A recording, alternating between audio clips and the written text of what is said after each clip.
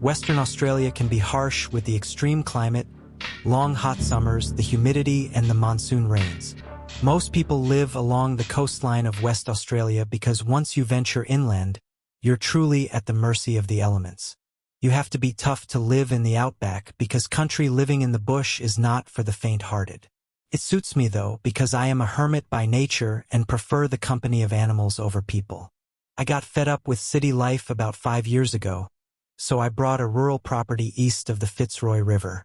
I had bought a 5,000-acre property with a run-down old house, a shearing shed, cattle yard, a dam, and a few elderly cattle that came with the sale. Fortunately, there was grazing for my horses and the small herd of wild brumbies that drifted across the landscape. The local watering hole served as a meeting point for flocks of cockatoos, kangaroos, and dingoes.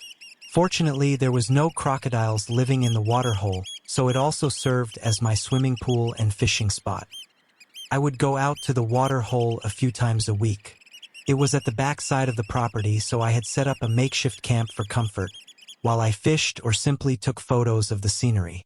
The night sky in the outback is incredible. The stars feel like you can just reach out and touch them. It can also be eerie when you're so far away from civilization and laying under the expanse of the stars by yourself at night. I always kept a satellite phone with me for emergencies, but in reality if something did happen to me, it would take a while for anyone to find me because the nearest station was a few hundred kilometers away. Also, when the monsoon rains were heavy, it was nearly impossible to get through the floodways. I knew the risks but didn't care. I am middle-aged and lived enough life to understand the risks involved. I love the springtime up north when the wildflowers are out in bloom and the outback is swamped with incredible colors under a brilliant blue sky. So it is always at this time of year when I take time off and chill out.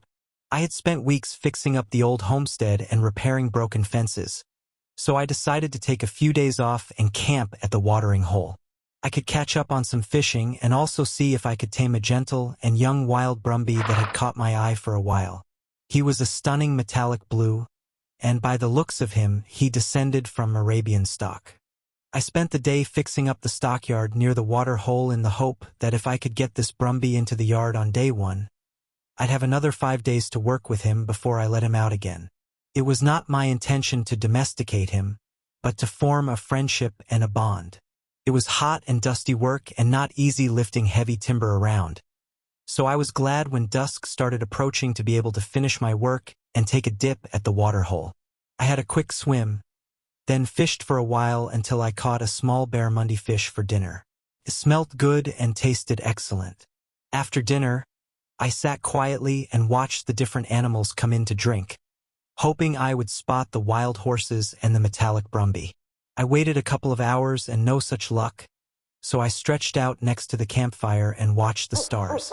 I could not tell you the names of the stars or planets when I looked up, but that didn't matter. It was just so peaceful to lay there and look up.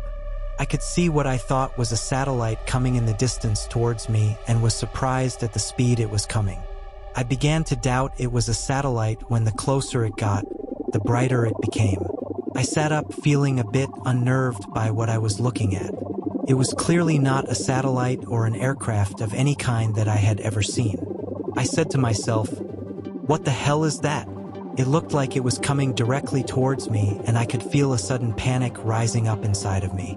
The bush became silent and deadly still. I could see the outline of a triangle shape and what appeared to be windows or lights of some kind down the sides of it. The craft was now hovering over the water hole, and a very intense light was coming down, scanning the landscape. Every hair on the back of my neck and arms were now raised up. I grabbed my shotgun and went and hid myself in the bushes next to the water hole. The beam of light scanned my campsite, going slowly back and forth over every inch of it looking for something. I watched on, barely breathing in case I gave it away that I was there. All of a sudden, I heard the sound of galloping hooves. I looked across to behind the stockyard and saw what appeared to be some kind of humanoid creatures following after the horses. I watched on and realized the alien humanoids were going to use my rebuilt yard to capture them. I do not know what made me do it, but before my brain had even registered, I leapt out from my hiding spot and shot a bullet off into the air to scare the herd of horses away from my stockyard. The horses scattered and the 4 humanoid aliens stopped and looked at me. A sinking feeling rose from the pit of my stomach as I realized that whatever the hell these beings were, by the look on their hideous faces, they were not happy with me. Their black eyes glared at me with visceral hatred. Their cone-shaped heads and pale, tall, thin bodies were powerful-looking as they began walking towards me in a purposeful way. My legs felt like jelly as I froze on the spot, trying to figure out what I am going to do. I was torn between fight or flight at this point, and my brain was still trying to register what the hell I was seeing. I thought to myself, fuck it.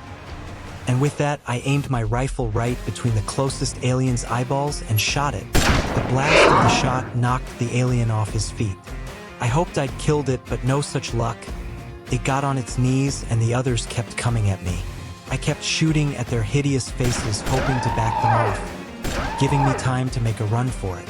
It worked for a bit as they regrouped and gave me time to run for my vehicle when I ran out of shotgun shells. I had not brought out much ammo with me because I was not expecting to have to shoot anything unless it was injured or a danger to me.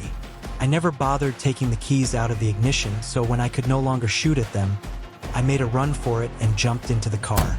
I turned the engine over and nothing happened. The bloody car was not going to start. I tried again, but nothing, the engine would not tick over. I looked up and right in front of me was one of the hideous alien beings staring at me with his big black eyes and ugly white grimacing mouth. They must have done something to my car, so I opened the door and ran around to the back of it. I scanned around to see where the other ones were. The tallest of them, who looked to be about 8 foot tall, pulled something out of his shoulder band which was long and sharp looking. I yelled, "Oh fuck," and I took off running through the stockyard. To my right, I got a glimpse of movement and saw the young metallic-looking Brumby caught in the stock chute. He was snorting loudly now and started smashing at the gate, trying to get out. I ran over to the chute, climbed up, and jumped onto the horse's back. The Brumby lunged forward, and I kicked the lever open and wham! He leapt out, galloping out through the gate at breakneck pace. I leaned down and grabbed a good hold of his mane as he darted between the alien beings who were rushing us from either side. I put my head up and saw one of them standing right in our path. "Fuck you!" I screamed out, and booted the Brumby in the ribs, causing him to leap forward. The hideous alien being lashed out with the long, sharp weapon it was holding, and it scraped across my leg, penetrating my skin. I urged the Brumby on not caring in what direction we were going as long as it was far away from those hideous beings. I knew it would not be long before they caught up with the horse because logic told me that a horse cannot outrun a spacecraft. As soon as the Brumby slowed up, I jumped off and hid in the bushes. I could hear movement around me and scanned around to see what it was. To my relief, it was a small herd of cattle about 50 meters away. I could see that the spacecraft was moving in my direction and the light was once again scanning across the landscape. I crawled across the dirt to where a tree log lay in the dirt and hid next to it. The light was coming closer as it scanned in search of me. I had no weapon and little hope of surviving this, so all I could do was hope like hell they would not spot me. The light beamed across the log and suddenly I was lit up for the whole world to see. I tried looking up, but the light was so intense, I was blinded. I heard the cattle bellowing nearby and the sound of their hooves crashing through the scrub. The sounds were terrifying. Loud screams were coming out from the cattle. The air felt like it was being vacuumed and then suddenly silence. I put my hand up to shield my eyes to look up and watched as the spacecraft started lifting upward at incredible speed. I got to my feet and cautiously scanned around to see if there were still any aliens on the ground. I could not see anything, so I walked over to see what the dark objects were in the distance on the ground. As I got closer, I could see cattle laying down. It was obvious they were dead. They were cut up and the smell of blood permeated the air.